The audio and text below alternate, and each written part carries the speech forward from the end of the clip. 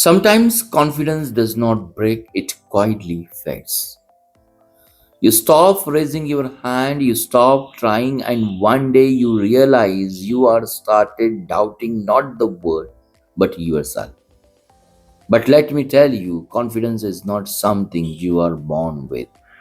It is something you build. And even if you feel like you have none left, you can start right here, right now. Namaskar, I'm Dr. Pravin, counselor and a trainer. In today's episode, let's talk about one of life's most misunderstood strength, that is confidence.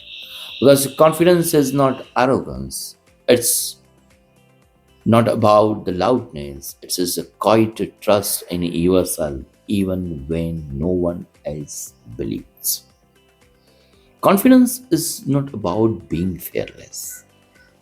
It's about walking forward despite the fear. It's built through experience, reflections, and small wins. Think about a child learning to walk. He falls 100 times, but he never says, I can't. He simply tries again because failure to him is not a reason to stop. It is a part of learning. But as we grow up, judgment replaces curiosity. We start thinking, what will people say? And slowly our self belief start shrinking. Confidence is not lost in a single day. It fades one doubt at a time. Here is the truth. The mind believes what you repeatedly tell it.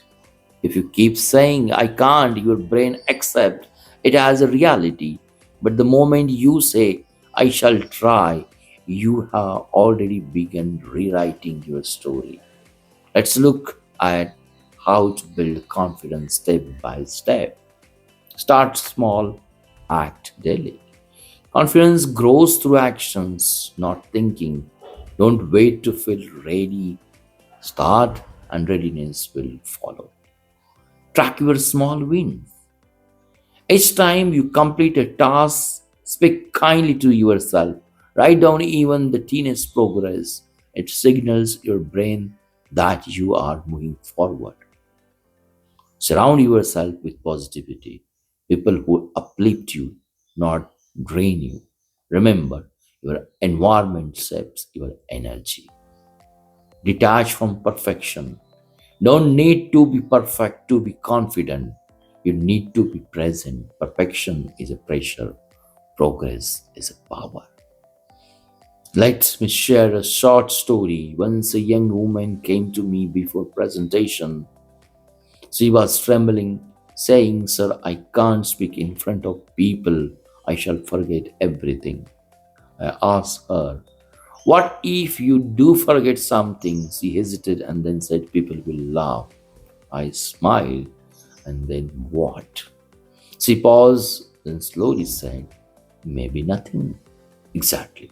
Sometimes the fear of failure is louder than the fear of failure itself.